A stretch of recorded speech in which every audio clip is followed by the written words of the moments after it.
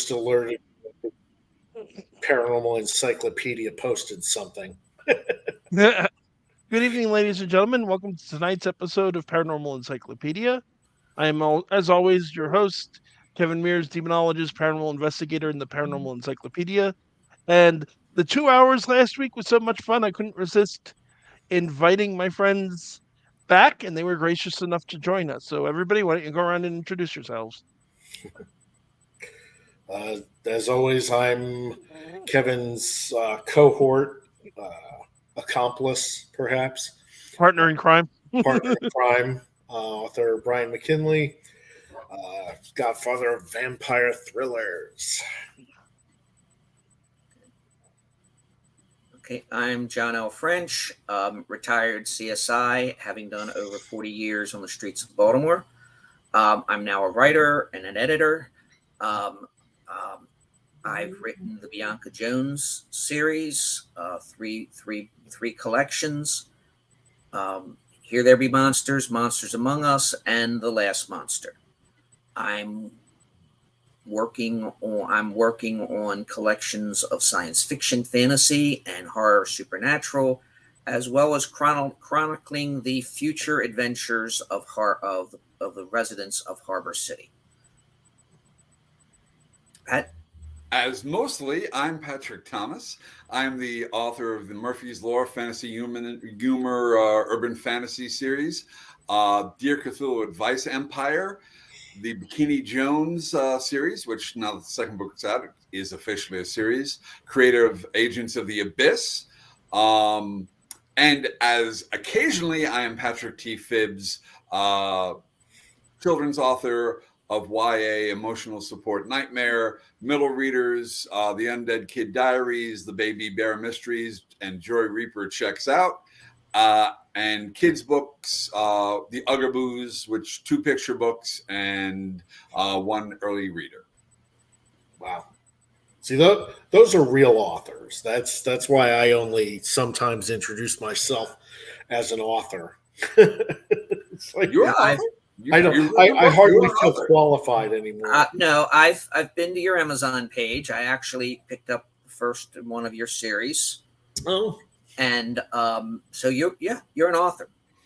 Yeah, I don't even think they're still available. I have to go back and contact Amazon and get them to re-up the. Well, I was able to get the first of your vampire series on Kindle, so yeah, they're available. Okay, good. Fantastic. I'm quite happy about that for Brian. Everybody out there, look for Brian's name, buy some of his books. You'll make me feel better about being an author. Yeah, maybe I'll finally get around to finishing the third book in the series, capping off the trilogy. I'll also tell everybody you can go to the description of this video or the other 2 from last week, because last week I took the time to look up the author pages for all 3 of my esteemed colleagues here and put them in the description, and I just copied that and pasted it here. So go check out their books. You won't be disappointed. Oh, cool. Thank you, Kevin. The least I can do for you guys, being kind enough to come on. And never let it said that Kevin did not do the least he could do. Yes. So we books from all of you. I don't know what more I could do. We did a lot about fairy tales last time. I want to delve more into kind of mythology this time around. Yeah. Seems like a really good choice. I have a theory about mythology. I'm probably wrong, but it's my theory, and I'm proud of it. I want to hear it. You had these gods, these demigods, what have you, and the ancient Greek or Roman equivalent of people like us just decided to make up stories about them. I think most of the myths we read are simply ancient fanfic. Yeah, I think that's pretty well supported by history. Is people just made up stories, and after a while, those stories got passed down often enough that they became truth. Yeah. To those cultures. Like Homer was, probably heard some account of the Trojan War, decided to write a great big epic poem about it. And luckily, his just happened to survive, but there were probably a dozen other Yeah. stories and accounts of it at his time. And authors being authors, and there being no copyright, somebody would hear Homer's version, and that the next time he went to tell tales, he would take Homer's version and add to it. And it just, the stories grew, and the ones that weren't any good weren't retold, and the ones that were good just got repeated. Yeah. And Homer might have been a series of Homers. Yeah, that's true. He might not have been one person. There could have been a Ned. There could have been a Reverend Lovejoy. All telling the stories, and Homer got the credit. I think there's a lot of truth to what you're saying. I mean, just having read and researched a little into the history of religion and how religions evolve over time, because there's a school of thought that people don't talk about, but I think there's some truth to. That one of the things you run into is a lot of cultures historically, like up to a certain point in history, Judaism wasn't actually monotheistic. It was what was called. It was considered by most historians and archaeologists to be henotheistic, which is Yahweh is the God of my tribe, the tribe of Israel. He is not the God of the Canaanites. That's Baal. What happened in a lot of cultures, what may very well have happened in the Greek, is you have a city like Athens that worships Athena. They don't worship Ares because Ares is the god of Sparta, and they're not Spartans. But Sparta and Athens, thank you, go to war with each other, or they start to trade with each other, and they start to tell stories to each other, and it goes from, wait a minute, then how can these gods not know? How do these gods relate to each other? And then maybe another group comes along, conquers them both, and it goes, oh, okay, so their god Zeus is dad, and Athena and Ares are brother and sister. Yeah. Yeah, I mean, because I don't think that's very far out at all. I mean, isn't that kind of the way we're almost certain that Egyptian mythology went about through its thousands of years? Like as Egypt went from a bunch of different countries into one unified kingdom, they would kind of gobble up the local gods and just kind of add them to the pantheon. And that's what I think that's what every I won't say religion, but successful empire does. They co-opt their subject nations' beliefs, and in order to make them relevant, they said, well, our god is Jupiter. Our top god is Jupiter. Your top god is simply an aspect of Jupiter. Mm-hmm. So yeah, it makes people more likely to get along and not resist if they don't feel that they're having to give up. I mean, even the Romans understood that as much as they conquered people, they never tried to force them to stop worshiping their gods. They just said, no, we'll just bring your gods into our pantheon, and we'll just pay us the tax, and you can do what you want to do. Yeah, you can build temples to your gods, and we'll build temples to our gods, and they'll all just get along. It's actually funny. If you want to read a good, it's a comic book mini series. It's called The Flintstones, and DC put it out several years ago. It was the first of their modern DC does Hanna-Barbera thing. But over the 12 issues, you see how a religion develops. And the ending is sort of like, I won't spoil it for anybody, but the ending is sort of like, very well done. So I'm sorry, I don't mean to interrupt. Go ahead. I was watching a really interesting YouTube video earlier today And I'm going to give him a shout out, even though I don't know him, but I respect his work. It's a YouTuber named the Metatron, which I'm betting Patrick, if no one else catches that reference, because The voice of God. Yes. Even I know that one just from But watching Supernatural. fair enough. He does a lot of videos on history, and it's very mostly like comparing weapons and armor and things like that. But he did a video a while back about the historicity of Jesus. And it's a really well done academic video going through the different records, mostly not Christian records, but like Roman and Jewish records, talking about what they say, how historians see them in terms of historical reliability. And he does come to ultimately the conclusion that yes, Jesus was a historical figure, which is what most historians agree on today. But particularly, he's talking about how the Roman Empire saw Christianity, and at first, and why don't the Romans talk about Jesus at all, at all in their historical records? And the answer is very simple: they didn't care. He was a backwoods poor man wandering around the backwoods province of Judea, talking to people. No one in the empire cared what he did. Nobody cared when people followed him. When it became an issue is when it moved into the Rome itself. And Rome, important Romans, members of the army, members of the Senate, start converting. And it starts turning people away from this idea that the emperor is divine and you have to do what the emperor tells you to. And now it's a problem. And now it's something they have to address. Before that, you're absolutely right. They didn't care what gods you worshipped. Give your money to Rome, do what you're told, have whatever religion you want. Yeah. Render unto Caesar what is Caesar. Yeah. Exactly. Yeah. Well, I think that's a big thing in religion, that if you want to control the populace, you do better if you convince them you're God's representative than you just happen to be the guy with the biggest army.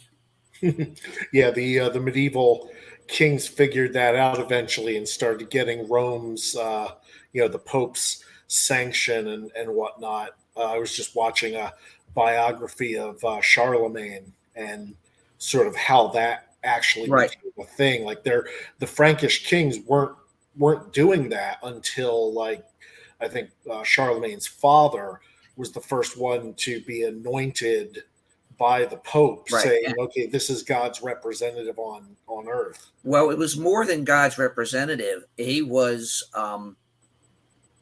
They were crowned the Holy Roman Emperor. Yeah, which reestablished things, and really, Charlemagne. I mean, there's a great book. It's called Thrones and Dominions. It's just a couple years old, and it's a new history of what we call the Middle Ages, and it goes into detail a lot, because one of the big problems back then was the advance of the Muslim empire, and they were pressing from both. They were both pressing from Asia, going west, and then east through North Africa, and then up into the Iberian Peninsula.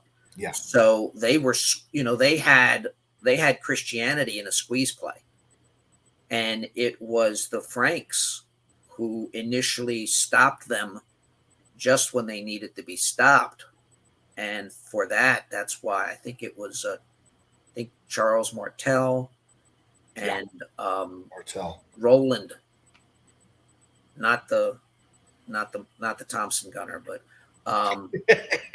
but Roland, who the Song of Roland, the Horn of Roland, who who made a heroic last stand against the Muslims. That sort of basically, the Alamo. Yeah, something like that. Who basically enervated everybody to fight back, and if it hadn't been for Roland in at the Iberian Frank border, and I forget where the stand was in the east, but basically that put a halt to the Muslim expansion.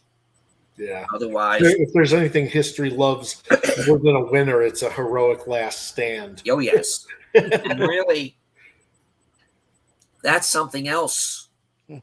To get back to mythology, is that if you look at the great heroes, they have all had really great endings.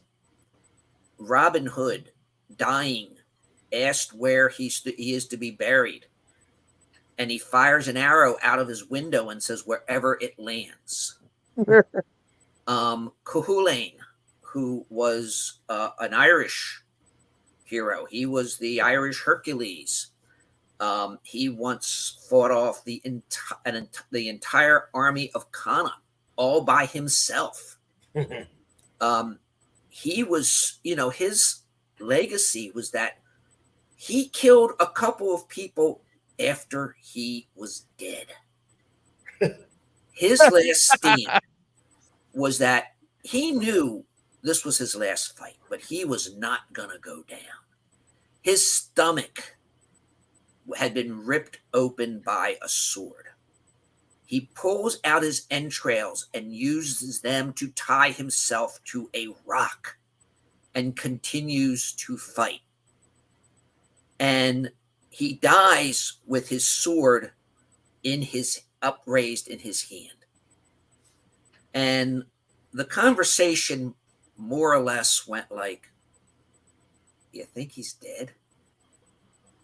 "I don't know. He hasn't moved in a while." "Yeah, but he could just be trying to wait us out." "You go look." "No, you go look." So a couple people went to look. They touched him. His sword arm came down and killed them. Now that is, as they once said in the TV show Rome, that is an ending. Yes. Heroes, That was a great show. Heroes, And You know, does it look like Arthur is supposed to come back in the hour of Ireland's greatest need? no. There's an Irish king who's That's somebody. That is somebody named. That is somebody named Moran. He's currently tending bar in New York. Yes, Patty Moran. But it's like a good hero. I mean, a great hero needs a great ending, either riding into the sunset or dying heroically. I've done them. I've done it both. I've done it both ways. He's died heroically 4 times. Yes. But that's one of the reasons. That's one of the things I did not like about James Kirk's death. Oh yeah. James Generations was Kirk, kind of a bad movie anyway. James Kirk was an epic hero. Yeah. I mean, he was leading the fight.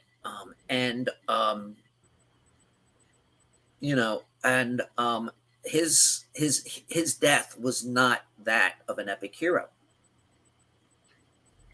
On the other hand, and we mentioned C.J. Henderson the last time, friend, author, the reason I'm a writer, one of his last books, which did not get sold as needed because he was not around to sell it, was Everything's Better with Monkeys. And it told the story of of Earth's first starship, the Roosevelt. Whether it was Teddy Roosevelt, Eleanor Roosevelt, or Franklin Roosevelt is a matter of debate, but it was the Roosevelt. Definitely inspired by Star Trek. But it was episodic, and it was it could have been a musical because there were songs in each one. But what happened? I need to go look this up after. The basic story is that Earth goes out to discover new civilizations, only to find they're the last ones.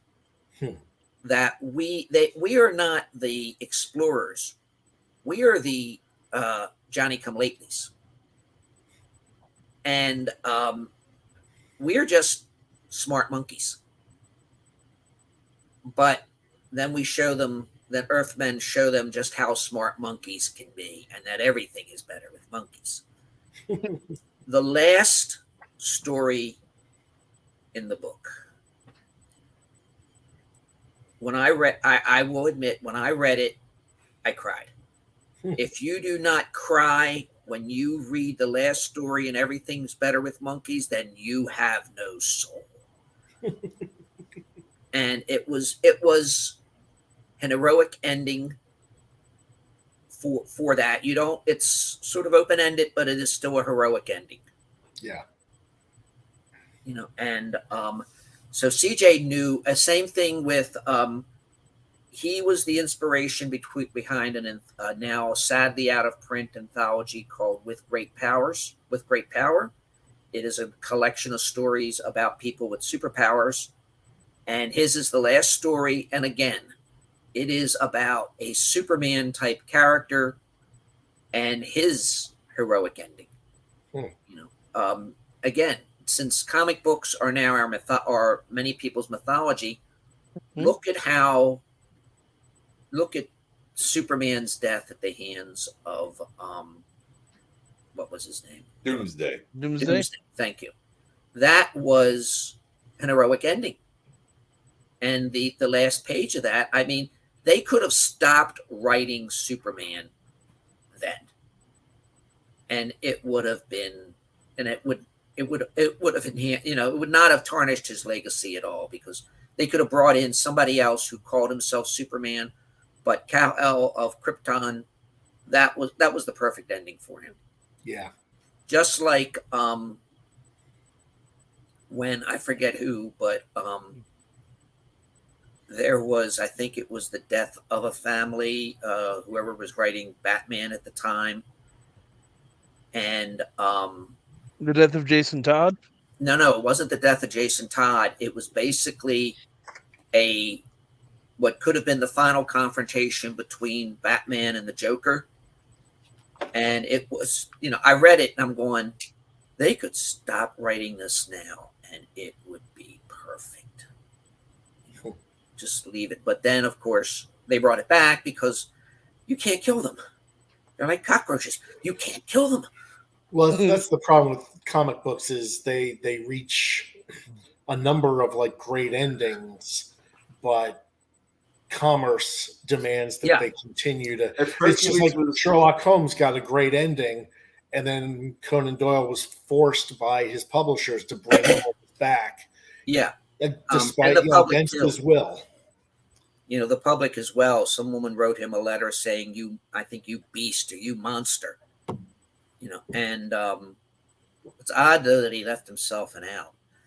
You know, and but if Hercules was getting to the point where he was making somebody of the day money, he would have had 1,000 labors. You know, if each labor made him more money. The next 10 labors. The next 12. Another dozen labors. Yeah, exactly. It would have been an ongoing series. Yes. No, just thinking, it's a good point. Superman's had some really good endings over the years. I'm thinking, I know it's based on a comic, but I haven't read a comic, but there's a very good animated movie called All-Star Superman, which is about him flying to save a space shuttle that's about to drop into the sun, and it supercharges his body with solar radiation. So the rest of the story is, what does Superman do when he knows he only has a few days left to live? He performs 12 labors. More or less, actually, yeah. And really, Grant Morrison, I do not usually buy like the DC Absolute editions. Mm-hmm. I have a few. One of them is the Absolute edition of All-Star Superman. That's how good that book is. And the movie only covers about half. So I've heard. half of it, and it's well worth it to pick it up. And let's just say, if you have read Grant Morrison's DC 1 Million, Mhm. you will even more appreciate Grant Morrison's All-Star Superman. That Grant Morrison is probably all right, to keep in with the theme of the sun, he understands myth. He understands the mythic heroes. He understands that Batman, or more importantly, Batman and Robin, Superman, and everybody, and all these other characters are epic characters. They deserve to be treated as such. And they've just, I don't know if they've just collected it, but there is an omnibus edition of Grant Morrison's Superman that is probably well worth picking up, because when DC, all right, one of the good things that came out of DC's New 52 was they put Grant Morrison in charge of Action Comics. And he went back to the able to leap a tall building in a single bound type Superman. Superman wore a t-shirt and jeans. And basically Grant Morrison showed the evolution of Superman. Nice. Grant Morrison basically killed Batman in an epic story, and then brought him back. But right after Bruce Wayne as Batman was dead, he showed us Dick Grayson and Damian Wayne as Batman and Robin. And I think the first line is, Batman and Robin will never die. Because, Grant Morrison, like Neil Gaiman, understands myth. And those are the people we need, and those are the people as writers we ought to emulate. Yes, we're telling stories, but if we're lucky, we may create one great myth that will inspire somebody else. I was going to say, another writer who understood myth. I'm not going to get into where he got with the certain other movies he added to it later, is Lucas. Yeah. With the original trilogy. Yeah, I was going to talk about Star Wars. Star Wars. I mean, he basically read John Campbell and said, well, let's add some samurai, let's add some cowboy, let's add some Flash Gordon. And that's actually why he made it. He couldn't get the rights to Flash Gordon. Yeah. The first three, when I say the first three Star Wars, I'm talking about episodes 4, 5, and 6. Okay. Exactly. The ones the original. There are no others. Yes, there are no others. Only ones without numbers. Some of those are okay. Until we get, I'd make an exception for Rogue One, but that has a number too. Yeah, okay. That's episode. To me, that's episode 0. Mandalorian is also quite good. Mandalorian is good, but the first three original Star Wars movies, they showed that George Lucas understood myth and the hero's journey. The hero, Luke Skywalker, they were all heroes, but the main character, Luke Skywalker, he was twice an orphan. He had the wise advisor. He had the magic sword. There was the princess to rescue from the dark, an evil lord. There was a larger quest, and he had his talking animals, also known as the droids. So everything was there. His mentor is killed at the end of the first movie, leaving him alone until he finds another one who dies at the beginning of the third. I'm sorry. I hope I'm not spoiling Star Wars for anybody. George Lucas already spoiled Star Wars. Let's face it, They're decades old. We're talking about the original Yes, movies, I which are know. decades old. If we're spoiling it for you, tough. Catch up on the last 20 years of pop culture, Yeah, people. but but then he lost his way.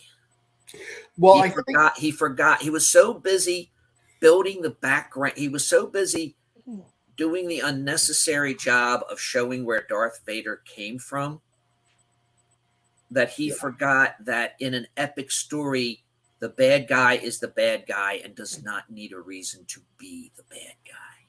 yeah.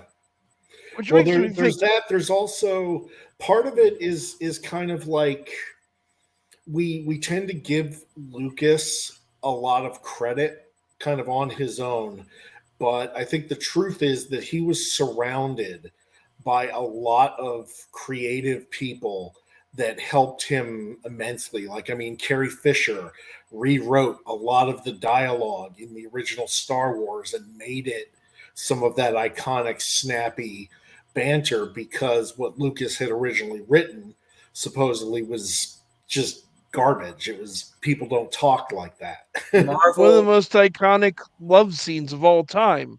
I love you. I know. That's not how it was written. Harrison Ford It's ad Harrison libbed it on Ford. the spot. yeah. If anybody is, I've not read it, but if anybody is interested in what Star Wars was supposed to be like, Marvel Comics did a mini series called The Star Wars, Yes. Mhm. and the hero was Luke Starkiller. Star Yeah, which Killer. is the original name. Yeah, his and original outline, which was crazy as hell. yeah, so Yeah, never could have been made as a probably movie. it would have been probably a nice time, movie, at made least. some money, but that would have been it, and we would not have had what we had now. But when you look at all the great movies, they are all inspired by some myth or the other. Yes. Lost Love. Even another good myth is the rise and fall of somebody. Yeah. And it's, like I said, if we as writers can create one great myth that at least one person remembers after we're gone and uses that to build their own myth, we've done our job. We are part of a long, proud tradition, and that's what we do. Pat and I were lucky enough to participate in yet another myth and legend, Zorro. I have two stories, and there's two anthologies. I have a story in each. Pat has a story in the most recent, Zorro's Exploits, and it's now granted, my story in Zorro's Exploits went a little bit overboard, but I'm surprised I got away with it. But Pat's story, what's it called, Pat? Oh gosh. Put him on the spot, why don't we? I'm sorry, Pat. I can tell you the plot line. Hold on, the stories from the plot line. Yeah, but anyway, the point is, Pat's story could have been done as part of Disney's Zorro story. It is, it keeps in with the Zorro tradition of the classic myth of the trickster, the one who takes looks at authority and says, "Oh, are you in for a ride?" Oh, and by the way, the emperor has no clothes. Well, that just makes me think. Actually, one of my favorite books of Pat's, and I have to say one of my favorite because you've written a lot of stuff I love, is Fool's Day, because I'm a huge sucker for the trickster. And how can you resist a gang of tricksters having a trickster contest? And I think I was going to say that's one of my favorites, and actually had things turn out differently. I had years ago somebody who was going to film school wanted to do it as their film school project. Oh, And I was thrilled, and I said, for $1, go ahead, because I figured I had to charge something. And she's like, well, I got some people who can do CGI, but like for Sung Wukong and Coyote, they're going to transform into human actors. I'm like, yeah, that's fine, because, she had a budget. And they're also shapeshifters, for heaven's sakes. Well, yes, so it would be. And my story was the kindness of strangers, which is kind of a good part of the plot for Zorro. But there will be one day a direct sequel to Fool's Day, unimaginatively called Fool's Night, which will follow the story from Fool's Day to Redemption Road to Fairy Rides the Lightning to the almost completed Before Twilight, which will then lead into Fool's Night. So it'll all come full circle to another Fool's Day. But when the contest is over, Loki needs some help for something. So he recruits a bunch of tricksters to help him out, and we'll leave it at that. We've talked about that story off air before, and obviously I'm not going to spoil, but it's one of the ones I'm looking forward to.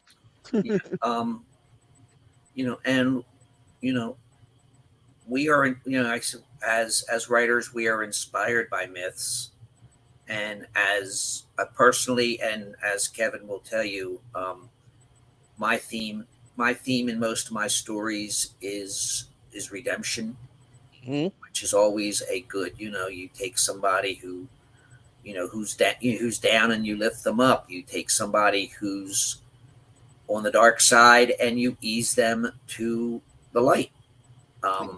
That was they did not do it that well in Star Wars, but if you look at the final, if you look at episode 6, there is a great redemption story there. Yeah.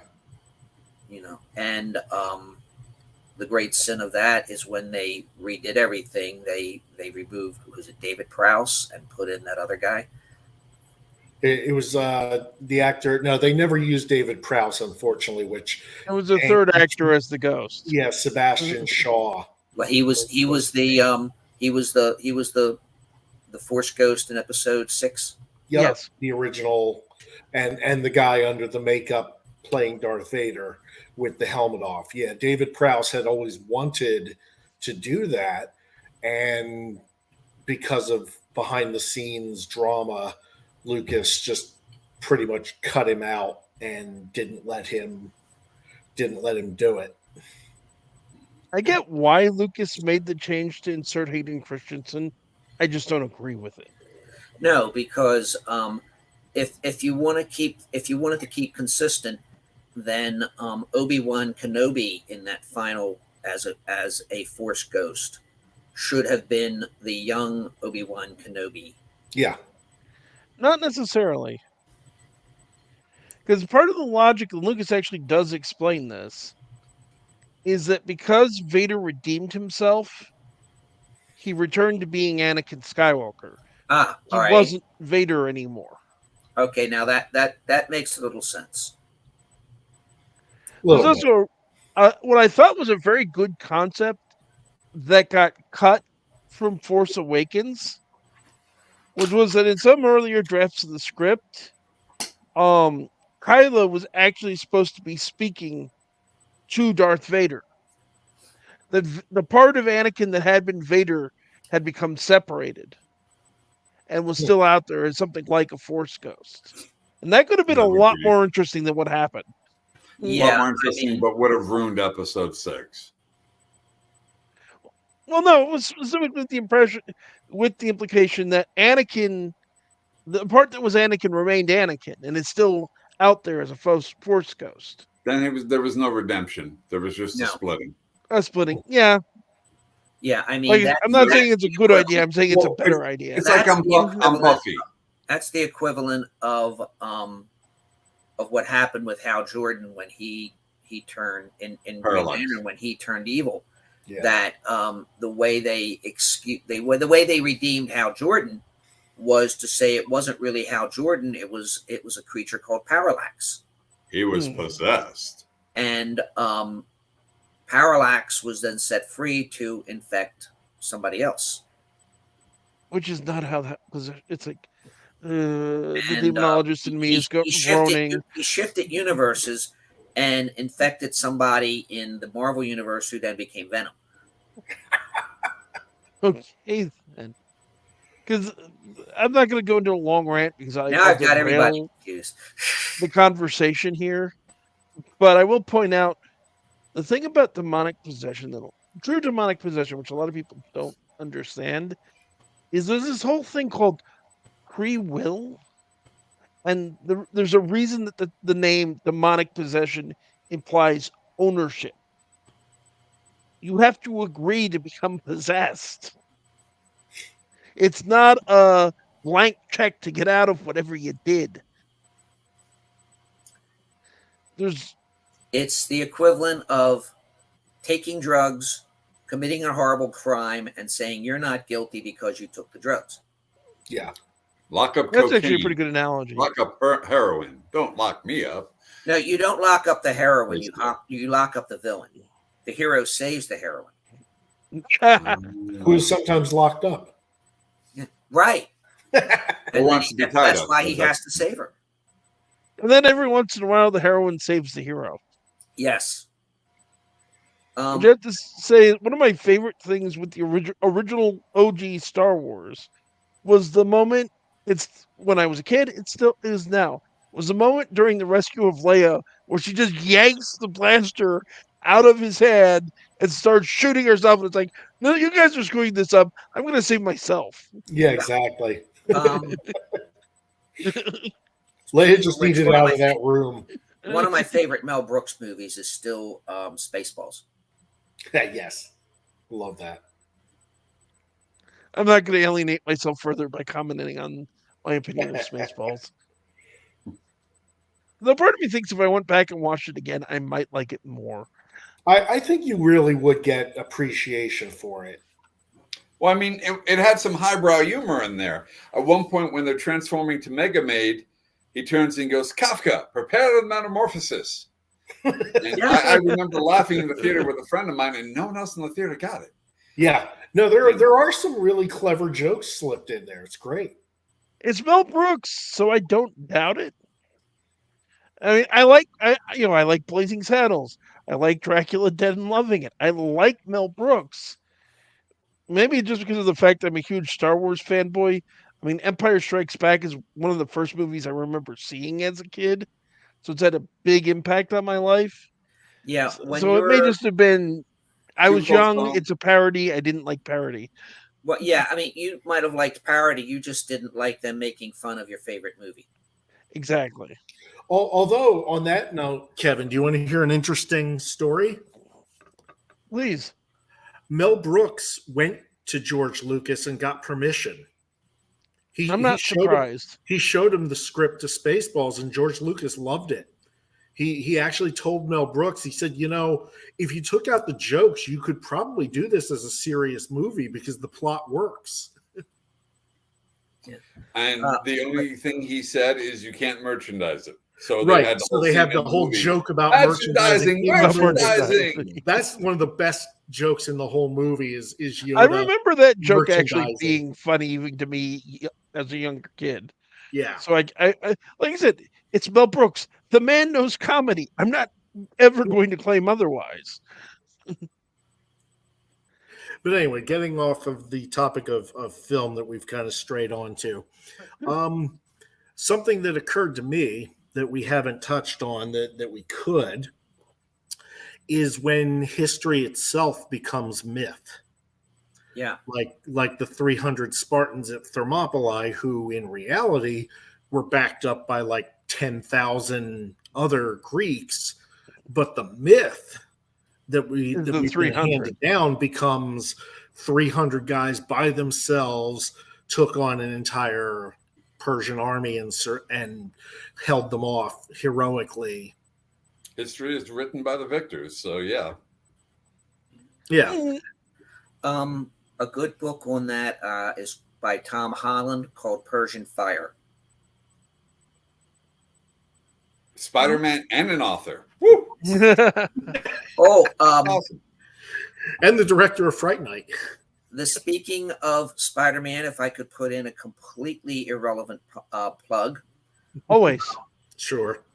Weave your web. I am involved with a convention called the Mid-Atlantic Nostalgia Convention. Mm-hmm.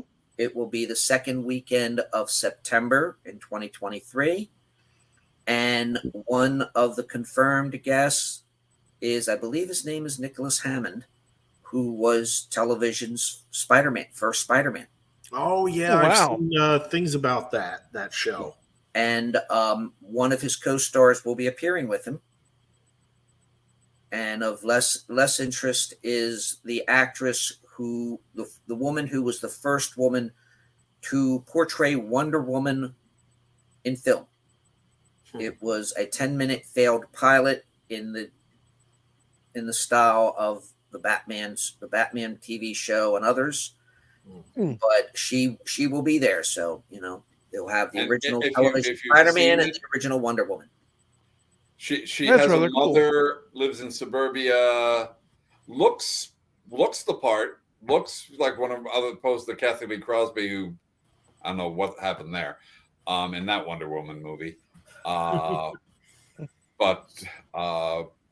she does look the part, but she has to talk to her mother and almost get permission to go out and fight crime. Yeah, it's not good, but 50s housewife mother. like I said, Not live the Queen of action Amazon's portrayal of mother. Wonder Woman. Nice. And I've been assured that Zora will be there. Nice. Maryland's not that far. I could always try to make a trip down. It's Thursday, Friday, and Saturday. Yeah, I could probably figure Because- something out. Yeah, so, and it's a fun show, and I'm sure you'll find lots of things. In addition to my books, you will find lots of things to spend your money on.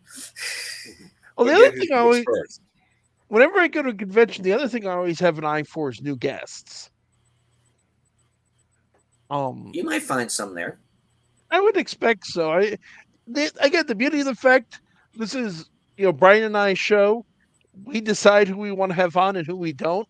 There's nobody we have to answer to, and I can stretch the definition of paranormal in any direction I want, and I do.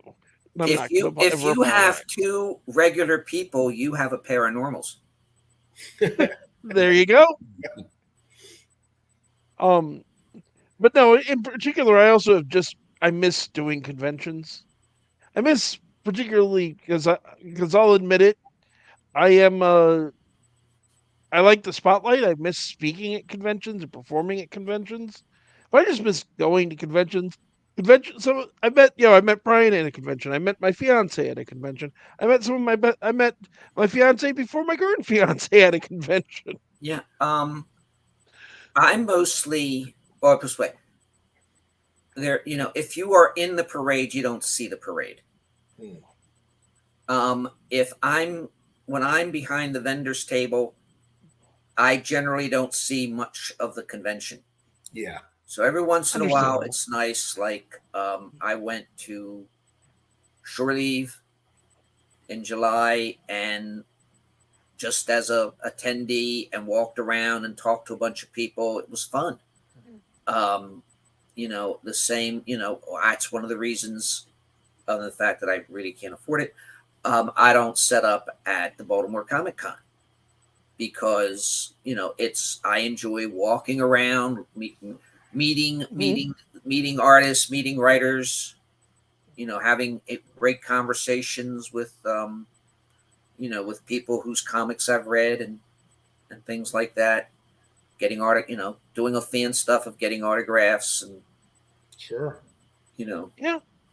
Some of the best experiences I've had going to conventions is one of the beauties of going as a performer is I show up, and I do whatever I'm supposed to do. And now I've got a ticket to the rest of the convention. And I always pick things I enjoy doing. So it's like, I'm not going to be bored with whatever I'm doing. And then I can go wander around and meet people. Some of the most fun I've ever had at a convention. There's the one convention where I was done with the performing and I had nothing else to do, and I was into get back into the hobby pretty hard. So I just sat down at a table and started doing magic. And I met people, I interacted with people, I got some tips, which is always nice. And then that eventually evolved in me doing a magic act at a couple of conventions. But getting back to Brian's suggestion of Yes, history as as myth. myth, there are a lot. I mean, there are a lot of things we believe about history that just aren't true. Maybe they should be true, but they Mhm. aren't true. Yeah. I just read something. Washington never chopped down no cherry tree. No, And he probably told more than one lie. history. Napoleon was of average height Yeah. for For France at the time. for France. It was the English who basically said he was a short, annoying little fellow. It's I doubt very much if Elizabeth I really was the Virgin Queen. Probably not. But and then there are myths that become history, such as Pope Joan. Mhm. If you heard the story, Pope Joan was supposedly a woman who dressed as a priest And and became Pope. basically advanced through the ranks and was elected Pope. Yeah. Unfortunately, she had taken a lover, and as these things happen, her impersonation was exposed when she went into labor during a procession. And Mhm. she was stoned to death. Yes. Well, I don't know whether she was taking drugs. She was pregnant. She probably shouldn't have, but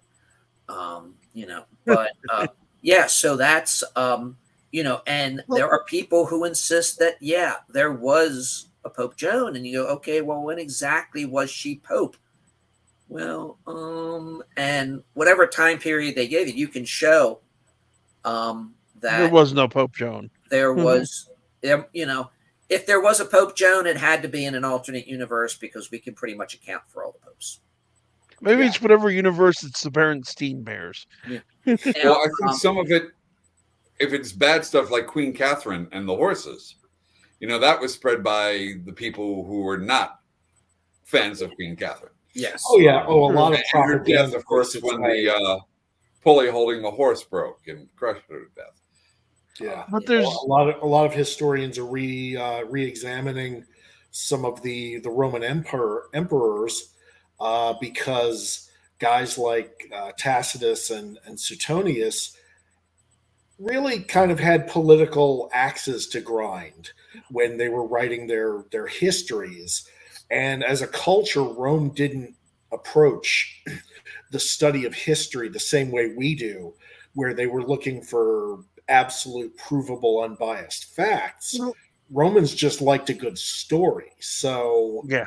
the more outlandish some of the stories about Caligula and Messalina and Caesar and some of these Yeah. people, Well, you have to start taking them with a grain of salt, because we've realized that a lot of it hasn't been verified or proven. It's just a good story that's been passed down for centuries. even remember- Nero and fiddling at the burning of Rome, Oh, yes. allegedly the fiddle had not been invented. that was just Yeah. Well, also, even Nero space- wasn't in Rome at the time. But when he found out about the fire, he rushed back and organized firefighting. Yes, he did. He did everything Mhm. possible to put the fire out in a responsible manner. Romans took fire very seriously, since Oh yeah. Yeah. unlike what you see in the epics, most of Rome was made of wood. Yeah. In Not fact, so- Until the surprising, time of just- Augustus. you could probably be forgiven murder, but if you committed arson, you were a dead man. Yeah. Well, I was going to say, with history, the other thing Even I if think it is was very role-playing. interesting isn't just when history becomes myth or myth becomes history, but sometimes where the two intersect. For example, one of the most interesting figures in the history of or two of the most interesting figures in the history of the Catholic Church, in my opinion, are one, Pope Honorarius I, and the other is Saint. Oh, what's his? Okay, I'll start with Honorarius first because I'll have to probably look up the other one. But Honorarius I, according to legend, and there's at least one grimoire that bears his name. But basically, he was supposed to be so holy and so pious, he decided, okay, all the temptations of earth are just not enough for me. I'm going to start summoning demons just so I can resist whatever they can tempt me with. And the book of how he summoned them supposedly has since been copied and still exists. Yeah. Okay. Which is funny because isn't he guilty of the sin of pride? I would say so, yeah. Yeah. For thinking that he's so incorruptible. That's definitely pride.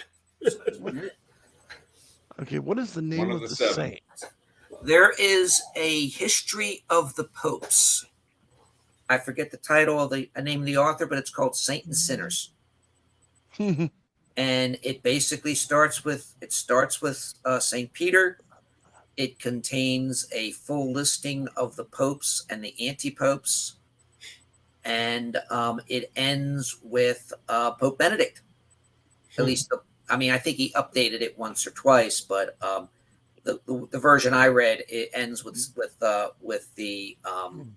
the election of Pope Benedict. And Interesting. it was a couple years, but it's basically it will demythologize the stories of the popes. It was not a continued, undisputed accession up until somebody decided to move to France. And then there was like 100 years of problems, and then there were a couple popes, and then they sorted everything out. No, there were quite a few anti-popes. Yeah. Because I don't know a lot about that, but I know that's true. Yeah, because off the Pope was basically it was a disputed thing that, if you could elect the Pope, you had some power there. And it got even more complicated when the Pope was residing in Rome and the Emperor was in Constantinople. Mm-hmm. Istanbul was Constantinople. Somebody's business but the Turks. That's right. Well, there's one for you. I looked up his name because I couldn't remember it for the life of me. Saint Theophilus of Adana, who has a distinction that's rather fascinating for a saint.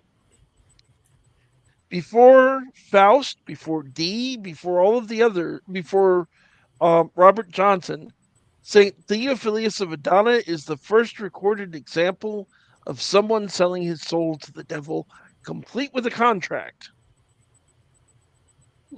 Okay. Because he was a monk, he was a very pious and humble man, and he was offered the position of bishop.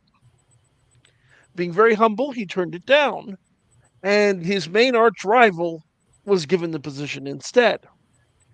This infuriated him, and he made a deal with the devil where his rival got humiliated. He got the position of bishop, and he went on with his merry way. After some years passed, and as he gets older, he realizes, I made a deal with the devil. I'm going to hell. And prays for 30 days to the Virgin Mary. The contract appears in front of him at the end of the 30 days, and he burns it and he gets out of it, which is why, one, he is a saint, and why he's known as Saint Theophilus the Penitent. There's also a fun figure, and sadly, I don't remember his name, but apparently, I guess in most ways they didn't make two copies. That would be why that's a smart thing for the devil to do. But with weird stories, I can't remember his name. I first read about him in a book called I, Lucifer. And then I came across him doing witch research and found out he's a real person. But there is a man who made a deal with Satan. And he went to Satan's, just before they're about to sign the deal. And it's like, do you have anything else you'd like me to do? And he goes, can you draw? You were there at the crucifixion, weren't you? And the devil's like, yes. I'm curious, can you paint me a picture of the crucifixion? The devil paints him a picture of the crucifixion in blood, if memory serves. And the devil, being formerly an angel and being a very proud being, paints an absolutely gorgeous picture of the crucifixion, which utterly, the man's filled with this inner horror at what he's about to do. And instead of signing the contract, winds up becoming a monk and lives out the rest of his days in service to the church. What's particularly interesting about this story is the painting that he painted is still in the Vatican archives somewhere. Somewhere. Yeah, that's another great myth, that the Vatican has these huge archives, mostly of forbidden literature and all that. Yeah. Yeah.